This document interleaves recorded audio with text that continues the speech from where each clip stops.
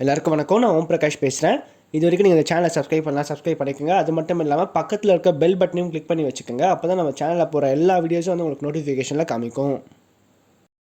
இந்த வீடியோ நம்ம என்ன பார்க்க போகிறோம் அப்படின்னா, விருச்சிக லக்னம் அல்லது விருச்சிக ராசியில் பிறந்தவங்களுக்கு இந்த கிரகங்களுடைய தசாபுக்திகள் உங்களோட வாழ்க்கையில் நடந்தால் அல்லது தசைகளோட வாழ்க்கையில் வந்தால் நிச்சயமா உங்களோட வாழ்க்கை வந்து தலைகீழாக மாறுங்க. வாழ்க்கையில் ஒரு உயர்வான நிலைக்கு நல்ல ஒரு நிலைமைக்கு உங்களால் போக முடியும்.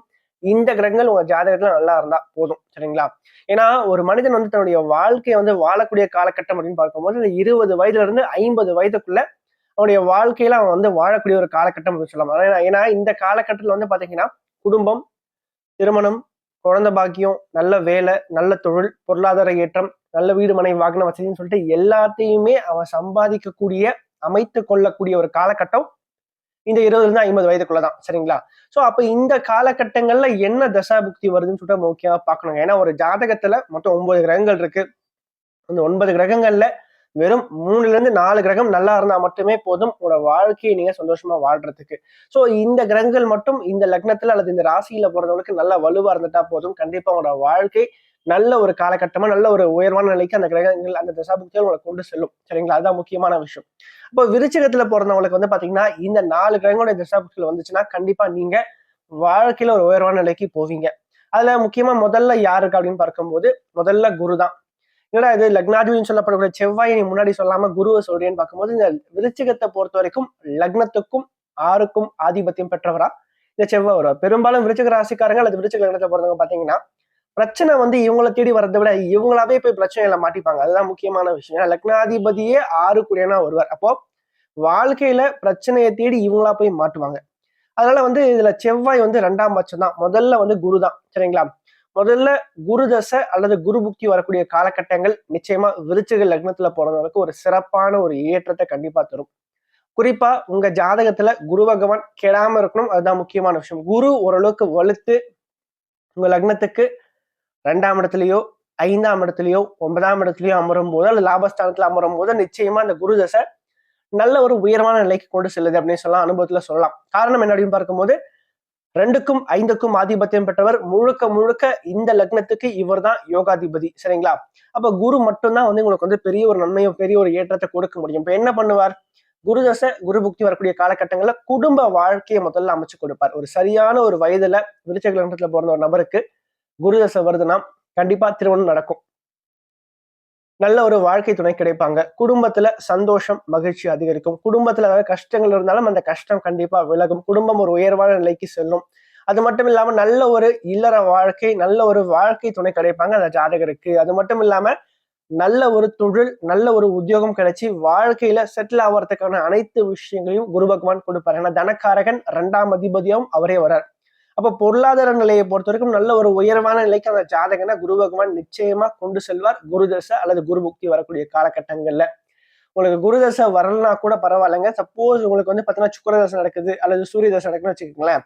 சுக்கிர தசையில குரு புக்தி, சூரிய தசையில குரு புக்தி, சந்திர தசையில குரு புக்தி வரக்கூடிய காலகட்டங்கள்ல நிச்சயமா நல்ல ஒரு ஏற்றத்தை அந்த குரு பகவான் உங்க ஜாதகத்துல நல்லா இருந்தாருன்னா கண்டிப்பா கொடுத்தே தீர்வார்.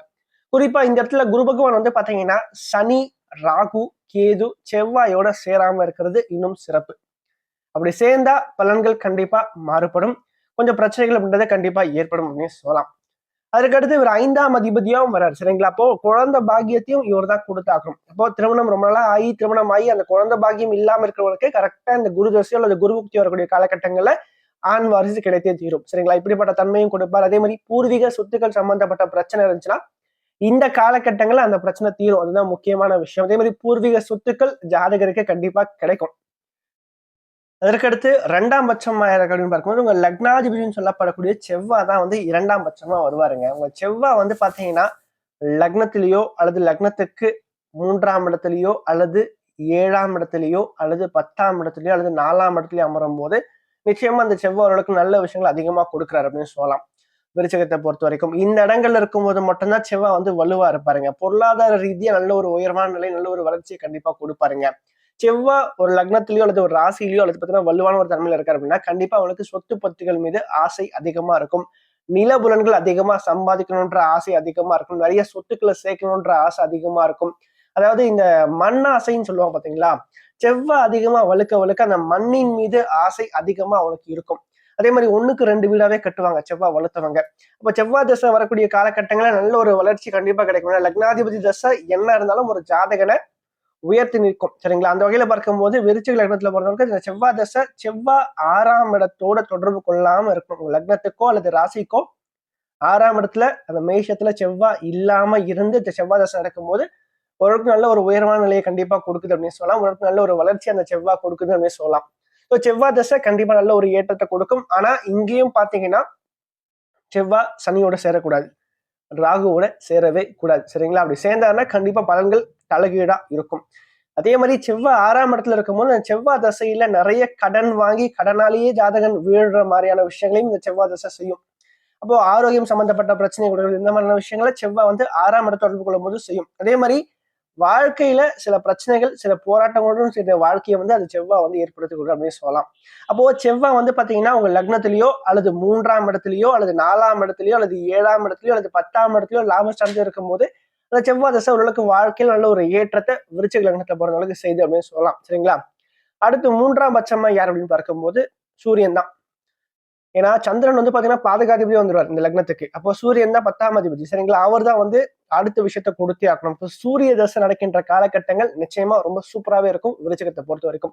எப்படியாச்சும் தொழில் ரீதியா ஒரு ஏற்றத்தை கொடுத்துரும். தொழில ஒரு நல்ல ஒரு உயர்வான நிலைக்கு போறது, நல்ல ஒரு சாதனையை பண்றது, தொழிலை விரிவுபடுத்துறது, நல்ல ஒரு பொருளாதார ஒரு மேன்மை, பொருளாதார ஏற்றத்தை கொடுக்கறது, இது எல்லாமே அந்த சூரிய தசையில கண்டிப்பா அந்த 6 வருஷமும் அந்த ஜாதகனுக்கு கிடைத்தே தீரும். அது மட்டும் இல்லாம அரசு வேலைக்கு முயற்சி பண்றவங்களுக்கு பார்த்தீங்கன்னா இந்த சூரிய தசை நடக்கின்ற காலகட்டங்கள்ல கண்டிப்பா அரசு வேலை நிச்சயமா கிடைத்து தரும். அரசின் மூலம் ஆதாயம், அரசியல்ல ஒரு உயர்வான நிலைக்கு செல்றது, நல்ல ஒரு உயர் பதவிக்கு போறது, அது மட்டும் இல்லாம இருக்கின்ற இடத்துல நல்ல ஒரு புகழ்பெற்ற ஒரு நபரை அந்த ஜாதகரை உயர்த்தி நிற்கிறது, இது எல்லாமே கண்டிப்பா கிடைக்குங்க. குறிப்பா சூரிய தசை நடக்கின்ற காலகட்டங்கள்ல நிறைய பண வரவு அதிகமா இருக்கும், பொருளாதார ஏற்றம் அதிகமா இருக்கும். உங்களுக்குன்னு சொல்ற ஒரு அங்கீகாரம் உங்களுக்கு கண்டிப்பா கிடைத்தே தீரும். நல்ல ஒரு தலைமை தாங்குகின்ற பண்பு கண்டிப்பா கிடைக்கும். அது மட்டும் இல்லாம தொழில் ரீதியா வெற்றி பெறுவீங்க. அதுதான் முக்கியமான விஷயம். அப்போ சூரிய தசை பொருளாதார ரீதியா நல்ல ஒரு மேன்மையை கொடுக்கும், தொழில ஒரு ஏற்றத்தை கண்டிப்பா கொடுக்கும். சூரிய தசை நடக்கின்றவங்களுக்கு அந்த 6 வருஷமும் ரொம்ப சூப்பராகவே இருக்குன்னு சொல்லலாம். அடுத்து யார் அப்படின்னு பார்க்கும்போது சந்திரன் தான். சந்திரன் இந்த லக்னத்துக்கு பாக்கியாதிபதி. சரிங்களா? என்னதான் பாதகாதிபதி அப்படின்ற ஒரு விஷயம் அவங்க ஒழிஞ்சிட்டு இருந்தாலும் கூட இந்த லக்னத்தை பொறுத்த வரைக்கும் அவர் பாக்கியாதிபதி. பாக்கியாதிபதி பாதகாதிபதியா வந்தாலும் கூட அவர் பெரிய கெடுதலை செய்யறது கிடையாது. சரிங்களா?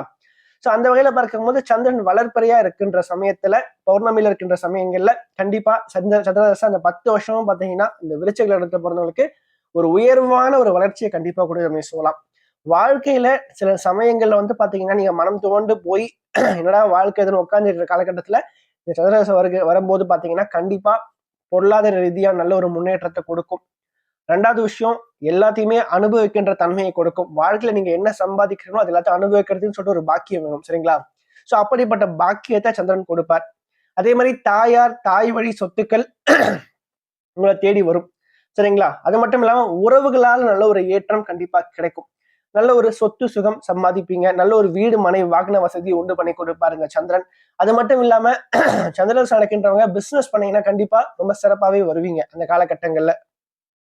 அது மட்டும் இல்லாம திருமண வாழ்க்கையும் இந்த சந்திரன் தான் அமைச்சு கொடுக்குறாருங்க. நல்ல ஒரு அதாவது தாயை போல பார்த்து கொள்ளக்கூடிய ஒரு மனைவி கண்டிப்பா கிடைப்பாங்க இவளுக்கு. அது மட்டும் இல்லாம திருமணம் ஆனவனுக்கு அந்த குழந்தை பாக்கியம் சம்பந்தப்பட்ட விஷயத்தையும் அந்த சந்திரன் கொடுத்து தீர்வார். ஏன்னா 9ஆம் இடம் பாக்கியஸ்தானம். பெண்களுக்கு அந்த பாக்கியம் வலுவா இருக்கிறதுக்கு காரணம் இந்த பாக்கியஸ்தானம் வலுப்பெற்றால் நிச்சயமா நல்ல ஒரு குழந்தை பாக்கியம் உனக்கு கிடைச்சி தரும். சோ இப்படிப்பட்ட விஷயங்கள் அதாவது அந்த 10 வருஷமும் பாத்தீங்கன்னா வாழ்க்கையில எல்லா விதமான சந்தோஷத்தையும் எல்லா விதமான ஒரு ஏற்றத்தையும் சந்திரன் நல்லா இருக்கும் போது நிச்சயமா கொடுத்து தீர்வாருங்க. இந்த 4 கிரகங்கள் விருச்சிக லக்னம் அல்லது விருச்சிக ராசியில பிறந்தவங்களுக்கு நல்ல ஒரு காலகட்டங்கள் அப்படின்னு சொல்லப்படுற 20ல இருந்து 50 வயதுக்குள்ள வரும்போது நிச்சயமா அந்த ஜாதகனை ஒரு உயர்வான நிலைக்கு கொண்டு செல்லுது அப்படின்னு சொல்லாங்க.